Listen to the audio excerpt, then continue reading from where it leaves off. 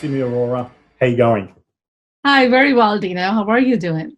Very good, thank you. And thanks for joining me on my couch on this episode. Simi, I just want you to give us a brief snippet and the people watching around exactly what you do. We know you from being a life coach and a successful life coach at that. But in a short 30 seconds, a minute, can you give us what life coach means to you? Mhm. So basically, I am passionate about helping people become the conscious creators of their life. When it comes to coaching, of course, there are many ways to coach. You can speak about stuff, you can create courses, you can do private one-on-one interactions. But the whole point of doing what I do is to help people step up from their limited mind, from their conditioned mind, and really start to create the life of their own meaning, something that they're really passionate about, something they feel has a deeper purpose. Because once we have those elements of purpose and meaning and deeper alignment, then all the challenges that we come across in our lives become like a sweet pain, and we're like laser focused, and that really helps us stepping up all these resources and try to just be more engaged with life. So I love to make people the conscious creators. Wow, I love that. I love the conscious creators. Okay, now I know why it's successful. Okay, so on to the next part then, Siri. So all around conscious creating, positivity, all of that around that mindset. I suppose people need that skill and that ability to adapt now more than ever. What would be your suggestion for people, particularly those that are all of a sudden now self-isolating at home or are working from home and only going out for the essentials, which might only be an hour a week? What would be your suggestion to them around getting that mindset? Because it's for now and for that longer journey, because it's going to probably take another 6 to 12 months. Well, sure. It does involve the biology and psychology. The biology is that our conditioned behavior around fear is to create more fear.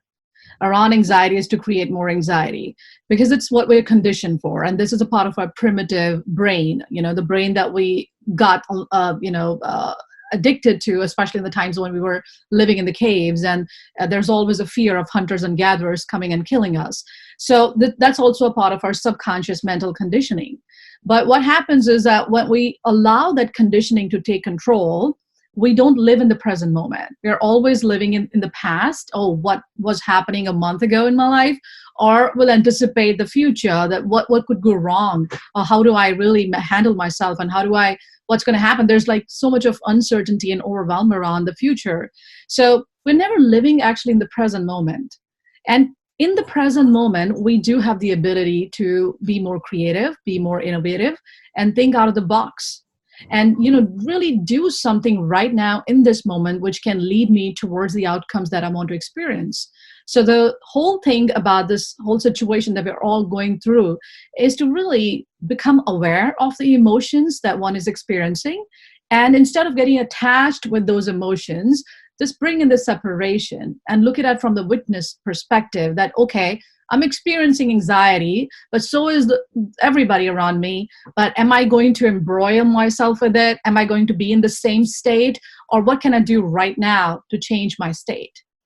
So that's something which will make them, come to the present moment and be aware of this moment. And on top of that, there's another thing that really suggests is to build gratitude. Have the gratitude, the very first gratitude of being alive. Right now, you're fine. You don't have coronavirus. You're not in the hospital. You're sitting in your home, relaxed, and getting up and doing the things that you really want to do. So is this not enough for you right now? Is this probably one of the things that you're thankful for because you're not sick right now, which could have been even a big disaster? So perspective is very important. Gratitude, being thankful, is very important because it really helps bringing our mind into the present and activate the parasympathetic nervous system that helps us clear our mind and think productively, think effectively, and think creatively. Yeah, I love that. I love the gratitude that you brought that up. So that resonated with me, and of all of that, people are right. Be grateful for what we have at the moment. I think all of this is creating, I suppose, that mindset to go, well, geez, maybe I was taking a lot of things for granted previously 6 to 12 months ago. So, yeah, really lovely said, Simi. Thank you for that one.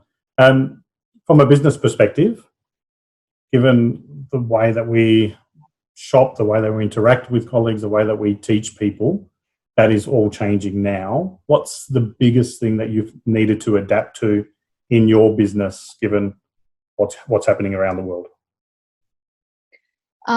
It's incredible actually, because I'm probably one of those lucky ones who were always on the social media and always was engaged in the online business world. But the people who have had the retail businesses, or the businesses that only had one source of income, which was a physical exchange of inventory or the goods, I think that's where we are finding the biggest struggle, because people who are already in the online world, they are probably thinking about this differently and creating opportunities differently. They are engaging deeply now. They're finding the opportunity in the crisis. But the people who never were online, probably this is a time for them to realize that there is going to be a big shift in the way we're going to do things in the future, and they should have more than one way to engage with their audience or with their customers. And one of those ways is definitely going to be online, digital. And also having multiple sources of income in terms of within your own area of the business. If there's something that you can find out, as a diversification around it, I think that's going to be really helpful. So I never worked with the institutions, education institutions, but I thought this would be a great time, because the youth who are in their 20s are going to be feeling this anxiety way more than probably the one who is a mature man. So this was a great time for me to approach some of the organizations and education institutions who were looking for this kind of support. So thinking innovatively and seeing where my product or service is valuable at this time and how I can make that available to the people who need it. So there are so many different ways you can look into it. And I think that's the reason for that. We have to come to the present. We have to think clearly. We have to find the opportunity in the crisis. Yeah. Excellent. And that brings me on to, I suppose, coming back into the present. And what I like doing now, given I'm spending a lot more time at home, is, I suppose, learning new things online, meeting new people, watching what, I suppose, them sharing their knowledge across it. And brings me on to my next point. For people who are watching this, if you're not connected with Simi on Insta, go watch it so you can catch Simi live. And that's one platform that you can do it. But Simi, just to wrap up today, another thing, what's your most favorite thing to do, given you spend a lot of time at home? Oh, wow. So this is a very interesting question, because I'm a very energetic person. And I have to keep up my energy levels up, especially because I work with people and I take up a lot of their energy and I assimilate it and I really give out whatever best I can offer. So I have my dog, which is a bundle of energy. So I like to go for long walks, and I highly recommend that. Please, if you can, step out of the house. If there's a possibility, then please do something with go out and spend time with nature, or be physically engaged in something, do sun salutations if you're in the yoga, do burpees, jumping jacks, and dance. So I'm dancing every day for 30 minutes. I'm physically being active, very, very active. And I'm also trying to get a little bit creative. So I'm into the jewelry making and the beads, bracelets and all that. So I was thinking I probably will order, sorry about my cat. This is what happens. That's brilliant. That's brilliant. This is what happens in my house. So there is a lot of... It's because you never mentioned him or her. It's so I have a dog. Both are girls, and they do whatever they want to do. So I'm like... It's because you never mentioned the cat, and she goes, well, I want to get in on the action. That's brilliant, Simi. I love that, and I'm glad she came across and said hello to us. But on that note, I'm going to let you get back on with your day.